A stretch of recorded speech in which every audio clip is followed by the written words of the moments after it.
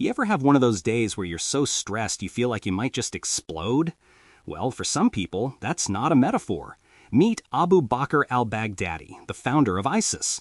This guy was so paranoid he practically slept in a suicide vest. Seriously, it was his version of a weighted blanket.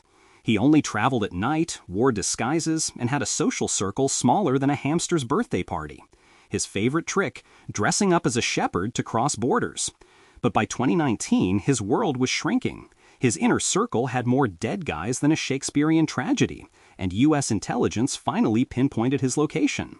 The only problem? To get to him, they had to fly through airspace controlled by Russia and Turkey. Getting those three to cooperate is the geopolitical equivalent of a cat, a dog, and a mouse teaming up to order a pizza. But for once, they did it. That night, helicopters full of U.S. Special Forces descended on his compound. Baghdadi, realizing the party was over, scrambled into a tunnel with two of his children. But it was a dead end. As military dogs closed in, he did the one thing he'd been preparing for all along. He detonated his vest. A brutal end for a brutal man. Baghdadi's paranoia was legendary, but at least he hid in the desert. Other guys took a much, much bolder approach. Let's talk about Osama bin Laden. For a decade, he was the world's most wanted man, the grand prize in a global game of hide-and-seek. And where was he hiding? In a nice 3-story compound in Abbottabad, Pakistan. A compound that was, and I am not making this up, right next door to Pakistan's main military academy. That's like a bank robber hiding out inside a police station. The audacity is just breathtaking. Naturally, the U.S. was a little surprised, so they sent in Navy SEAL Team 6. In the dead of night, they stormed the compound. Bin Laden was cornered on the top floor, and after a brief encounter, he was killed. To make sure he was really truly gone, they buried his body at sea, and Pakistan later demolished the compound, presumably to prevent it from becoming the world's worst tourist attraction. So a team of highly trained commandos kicking in your door is one way to go. But for others, the end wasn't a quiet knock, it was a 500-pound how do you do delivered from the sky. Take Abu Musab al-Zarqawi. This guy was so notoriously violent, known for beheading hostages on camera, that even Al-Qaeda was like, dude, you need to chill. The U.S. put a $25 million price tag on his head. Eventually, they tracked him to a safe house in Iraq. 2 F-16s were sent to deliver the mail. They dropped a couple of massive bombs, and the house just vanished. But here's the crazy part. When troops sifted through the rubble, they found Zarqawi. Battered, broken, but still alive. He apparently tried to get off a stretcher before finally succumbing to his injuries about an hour later. A slow, painful end for a man who specialized in them. But hey, at least they got him on the first try. Not everyone was so easy to pin down.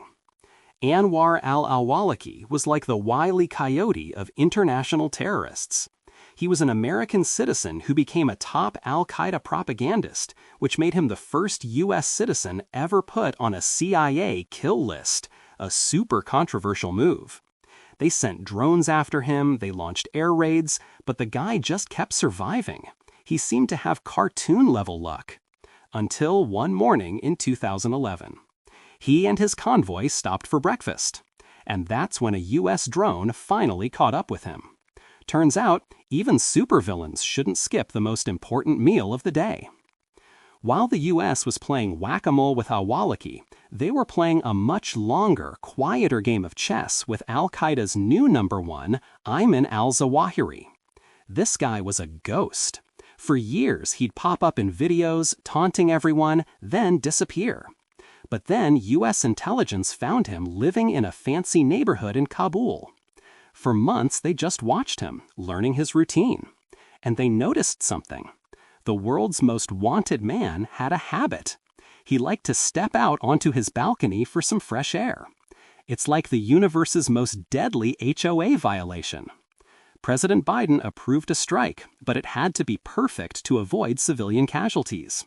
So they used a weapon straight out of a sci-fi movie, the R-9X Hellfire missile, nicknamed the Flying Ginzu. This thing doesn't explode.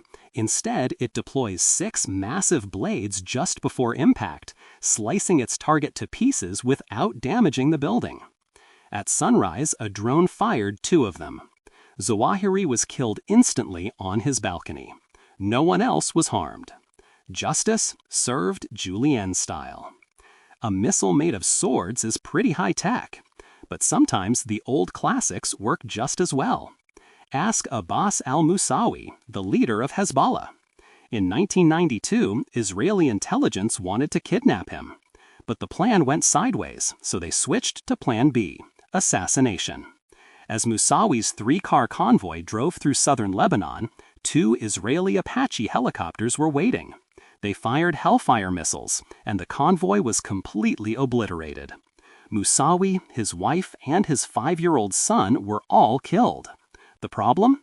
His replacement turned out to be even more extreme, proving that sometimes cutting the head off the snake just makes a meaner snake grow back. But getting taken out by your sworn enemy is one thing. It's almost expected. What's really gotta sting is when your own side decides you've become a liability. Welcome to the world of office politics, but with more explosions. Carlos Castaño was a feared paramilitary leader in Colombia. His problem? He got a little too chatty.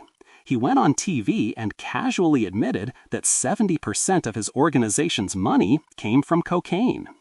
That's the paramilitary equivalent of posting your illegal activities on your LinkedIn profile.